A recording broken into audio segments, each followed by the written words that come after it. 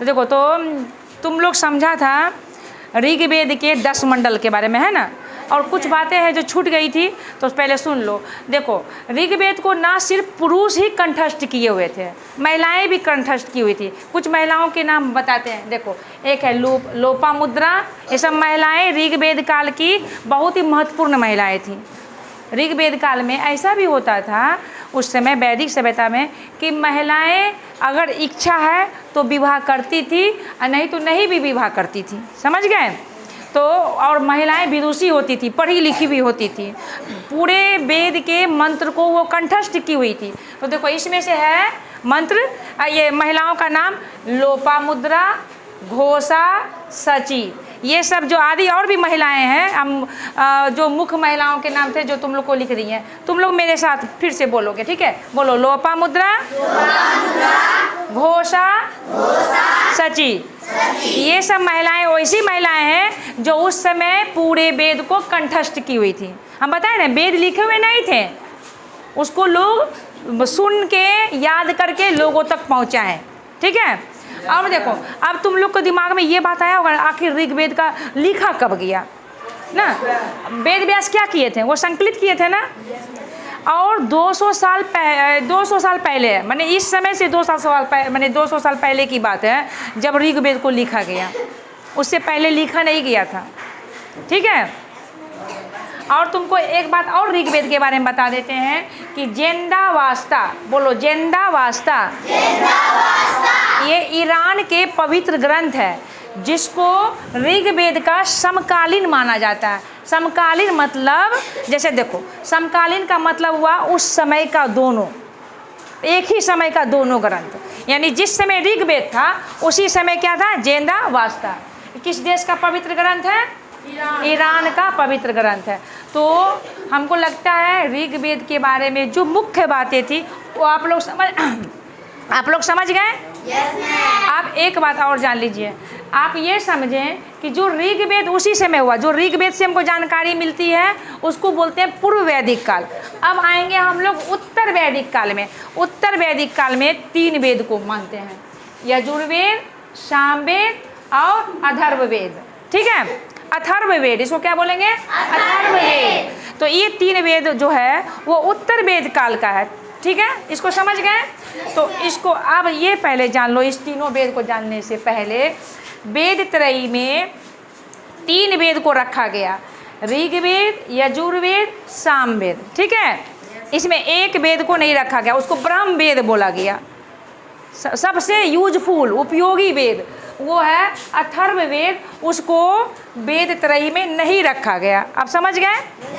लेकिन अब हम ये जानेंगे कि ऋग्वेद और उत्तर वैदिक काल में क्या होता है कि ऋग्वेद अलग है, अलग है ना, एक वेद जिसको एक युग माना गया, ऋग्वेद युग। ठीक है ना? और दूसरा है उत्तर वैदिक युग में तो ऋग्वेद को छोड़ के ये तीनों वेद आ जाएगा। कौन कौन? मेरे साथ बोलिए, यजुर्वेद, बोलिए अथर्ववेद, अथर्ववेद, क्या बोलिएगा? चलिए, इतना तक समझ गए सब? ऋग्वेद के बारे में हम लोग समझ गए। अब हम बात करेंगे यजुर्वेद का। यजुर्वेद, यजुर, यो से होता है यज्ञ, युद्ध, जिसमें बलि भी पड़ता था ऋग्वेद में।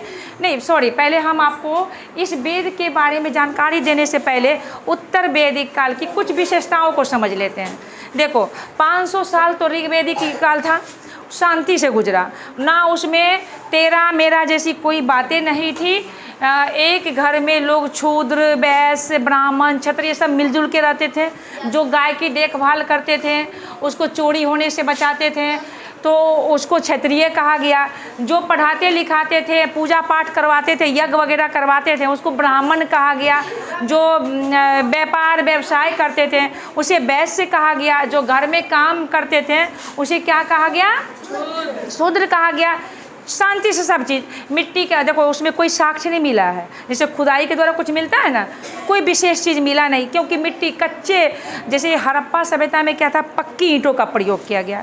लेकिन वैदिक सभ्यता जो ये पूर्व वैदिक में कच्चे ईंटों का प्रयोग किया गया, तो मिट्टी का था, मिट्टी में ही मिल गया। हम लोग को कोई साक्ष्य मिला नहीं उस तरह से। तो इसके अब क्या है, अब आया उत्तर वैदिक, ये 400 लगभग 400 वर्षों तक का काल रहा। इस समय तक में आते आते लोहा का खोज हो गया। उत्तर प्रदेश में सबसे पहले लोहा का पुंज मिला था। कौन? तो खेरा था। ये लोहा जो है ना बड़ा ही माने उस समय के समाज में क्रांतिकारी परिवर्तन ला दिया। आर्थिक रूप से भी, सामाजिक रूप से भी, व्यापारिक रूप से भी बहुत सारे परिवर्तन ला दिए। अब जैसे देखो, हथियार, लोहा का खोज हुआ तो हथियार बना, हथियार बना तो कृषि में विकास हो गया, लोग जंगल की सफाई अच्छे से करने लगे। सामाजिक रूप में क्या परिवर्तन हुआ? सबसे पहले तुम सामाजिक परिवर्तन को समझ लो। क्या हुआ कि लोहे की खोज हुई तो जिसके पास जितनी ताकत थी वो उतना जंगल की सफाई किए। अब आ गया उनमें तेरा मेरा वाला भावना, मैं की भावना। अब वो जितना दूर तक जंगल की सफाई करते थे, पीछे हल्ला नहीं करो, नहीं समझ रहे हो, नहीं समझ रहे हो। तो देखो क्या हुआ, जितना दूर तक वो जंगल की सफाई करते थे उतना दूर तक जंगल को बोलते थे मेरा जंगल है। अब सब लोगों में ये होड़ लग गया। अब जिसके पास सिर्फ बेटी ही थी, तो देखो ये है कि प्रकृति ने महिलाओं को पुरुष की अपेक्षा थोड़ा कमज़ोर बनाया है, हर चीज़ से नहीं, सिर्फ ताकत में। तो क्या है कि महिलाएं थोड़ा कम दूर में ही जंगल की सफाई कर पाती थी, उसकी अपेक्षा पुरुष ज़्यादा कर लेते थे। तो ये जो बात हुआ ना, जंगल कम सफाई जंगल ज़्यादा सफाई, तो लोग महिलाओं को भी कोसने लगे। उसके बाद क्या हुआ कि पुरुष लोग काम में चले जाते थे, महिलाओं तुम घर का काम करो, नहीं कर पाती हो जंगल में काम सफाई, तो तुम घर में ही काम क्या करो, बस महिलाएं घर में रहेगी। देखो हम कहाँ सीखते हैं, हम एक सामाजिक प्राणी है, समाज में ही रहकर सीखेंगे। तो महिलाओं को समाज में निकलने ही नहीं दिया गया, उसको घर में रखा गया। और जो मतलब थोड़ा शारीरिक रूप से कमज़ोर थे उसको भी घर का काम में लगा दिया गया। बस इस तरह से क्या हुआ, धीरे धीरे धीरे धीरे महिलाएं घर में रहने लगी। ये रीति रिवाज कहाँ सारा समझ में आ रहा है, और लोग महिलाओं को कोसने लगे, थोड़ा सा महिलाओं को हीन भावना से देखने लगे। अब क्या हुआ, धीरे धीरे समाज में ये भी परिवर्तन आया, क्या जो ये क्या कहता है, क्षत्रिय का बेटा अब क्षत्रिय होगा, ब्राह्मण का बेटा ही ब्राह्मण होगा, शूद्र का बेटा ही शूद्र होगा। ये सब भी मतलब वर्ण व्यवस्था भी होने लगा। अब शूद्र का बेटा शूद्र में ही शादी करेगा, ब्राह्मण ब्राह्मण में ही करेगा। मतलब लोग अपने अपने अपने अपने क्षेत्र को हथियाने लगे। समझ गए? तो आपको कौन सा काल अच्छा लगा, उत्तर वैदिक काल या पूर्व वैदिक काल? वेरी गुड, पूर्व वैदिक काल कितना अच्छा था ना। अब उत्तर वैदिक काल में बहुत सारा परिवर्तन आ गया। अब उत्तर वैदिक काल में जो 3 ग्रंथ लिखा गया, ये 3 वेद जो लिखा गया, इसके बारे में हम बारी बारी से पढ़ेंगे, ठीक है? तो देखिए, सबसे पहले पढ़ेंगे यजुर्वेद के बारे में। यजुर्वेद यो है ना, यो से यज्ञ होता है, युद्ध होता है। तो देखो ये यजुर्वेद में ही यज्ञ का वर्णन है, युद्ध, ये सब मंत्र के रूप में लिखा हुआ है। बलि, अग्नि को भी प्रमुख मतलब कि जो ये देवता के रूप में पूजा जाता था, क्योंकि ऐसा माना जाता था कि अग्नि के ही माध्यम से हम देवता तक है ना अपने मतलब कि जो कामना को पहुंचा सकते हैं। अपना जो विष है ना वो हम अग्नि के, देखते हो अभी भी तुम लोग देखते हो यज्ञ में जब हम लोग पूजा पाठ करते तो अग्नि में कितना चीज़ डालते हैं ना, हुमार, घी और भी बहुत तरह का जो लकड़ी उकड़ी होता है वो सब भी डालते हैं, वो तिल, चावल, जौ, ये सब डालते हैं ना। तो ऐसा माना जाता था कि अग्नि के थ्रू ही हम भगवान तक पहुंच सकते हैं। तो अग्नि का सबसे बड़ा देवता का नाम बताओ? इंद्र देवता, युद्ध का देवता उन्हें कहा जाता था। उन्हें कौन सा रस पसंद था? सोम रस। कौन? सोम रस। उसके बाद इसी में स्वाहा, हम लोग स्वाहा जो करते हैं ना, ये सब वैदिक युग का ही देन है उसमें। और देखो ये एक ऐसा वेद है, कोई पूछे तो बताना, यजुर्वेद एक ऐसा वेद है जो गद्य के रूप में भी है और पद्य के रूप में भी है, यानी कहानी के रूप में भी है और कविता के रूप में भी है। अब तुम समझोगे कैसे? अब देखो गद्य को यानी जो कहानी के रूप में है उसे कहा जाता है कृष्ण। क्या कहा जाता है? और जो पद्य के रूप में उसे शुक्ल। ऐसे भी को से कहानी, को से कृष्ण, और को में ही ना गो है, याद रहेगा? को में ही क्या है? गो है। तो गद्य किसका और पद किसका? शुक्ल का, ठीक है। और इस वेद को कर्मकांड वेद कहा जाता है। समझ गए? यजुर्वेद समझ गए? इसको 2 कॉपी पे जब लिख लीजिएगा तो 2-3 बार देख लीजिएगा, ठीक है। अब आइए सामवेद में। साम वेद यानी संगीत का वेद, समझ गए? साम वेद यानी संगीत का वेद। इसको भारतीय संगीत का जनक कहा जाता है। इस वेद को क्या कहा जाता है? का जनक कहा जाता है। और इसमें 1549 मंत्र है, लेकिन सिर्फ साम वेद के 75 ही वेद है, बाकी सब ऋग वेद से लिया गया। जब भी कोई चीज़ अच्छा होता है तो उसको लोग बार बार करता है ना। हाँ, तो ऋग वेद के बहुत सारे मंत्र अच्छा लगा तो उसको इसी में डाल दिया गया। अब समझ गए? संगीत के ही रूप में मंत्र का उच्चारण इसमें किया गया। ठीक है। भारतीय संगीत का जनक किस बुक को कहा जाता है? किस वेद को कहा जाता है? साम वेद को। इसमें गाना है, गीत है, संगीत है। समझ गए? अब आ जाइए अथर्व वेद में। अथर्व वेद में वेद अलग, अथर्व, ठीक है। ये जो है ना, इसको लिखे हैं अथर्वा ऋषि, इसलिए अथर्व वेद नाम रखा गया। सबसे मतलब उपयोगी वेद है। और अंगी ऋषि, देखो इसमें सब चीज़ है, सब चीज़। तुम लोग मानो या ना मानो, अभी भी देखते हो बिच्छू काटता है ना, तो जो सबसे पहले डॉक्टर के पास जाने से पहले तुम लोग किसके पास जाना पसंद करते हो? भगत के पास। किसके पास? क्यों? क्योंकि जादू टोना कर देगा ना। सांप काट लेता है तो भी लोग भगत के पास ही जाता है। मतलब ये सब वैदिक सभ्यता से ही चलता आ रहा है। इसमें जादू टोना, टोटका, झाड़ फूक और विज्ञान भी है, साइंस भी है, औषधि, मेडिकल भी है, जानकारी है, ज्योतिष शास्त्र आदि है। इसलिए ये जो है अथर्व वेद सबसे लोकप्रिय वेद है। इसको ब्राह्मण ही पढ़ सकता है, इसलिए इस वेद को ब्रह्म वेद भी कहा जाता है। समझे? क्या समझे? अथर्व वेद को क्या कहते हैं? क्यों? क्योंकि ब्राह्मण ही पढ़ सकते हैं, इसीलिए ना। अब आप समझ गए। अब आप बताइएगा, उत्तर वेद काल में कितने वेद लिखे गए? कौन कौन?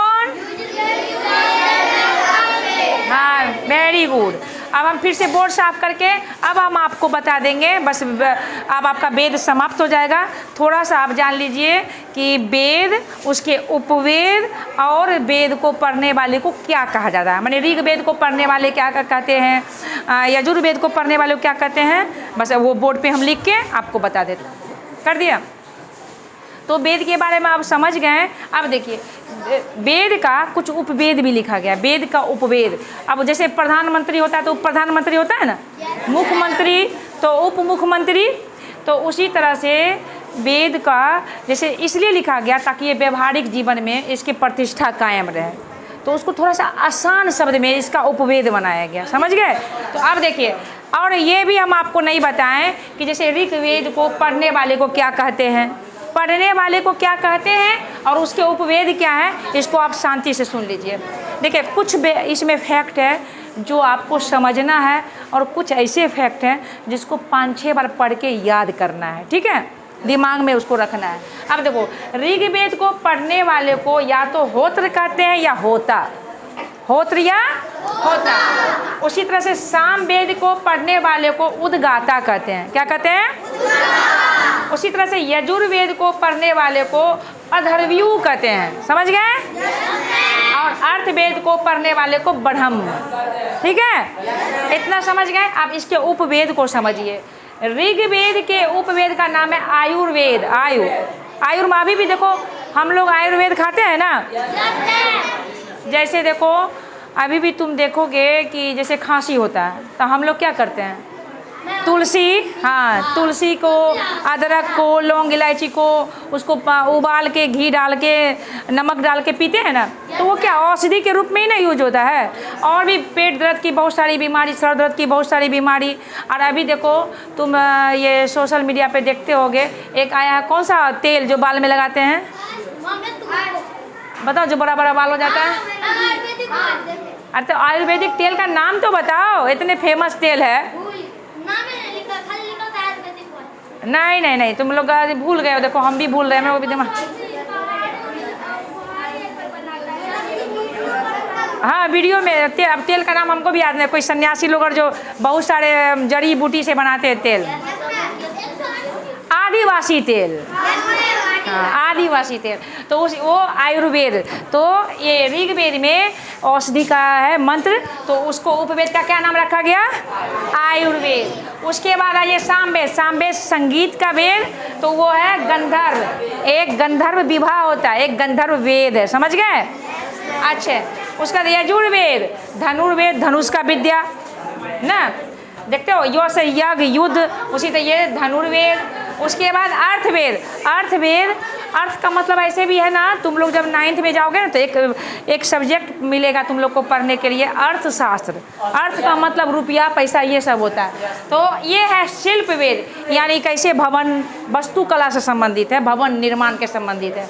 तो अब आप समझ गए कि पढ़ने वाले को क्या कहते हैं और इसके उपवेद क्या है। अब पूरा विश्वास है कि आप अच्छी तरह से वेद को समझ गए। समझ गए कि नहीं? यस या नो? Very good. इधर घूम,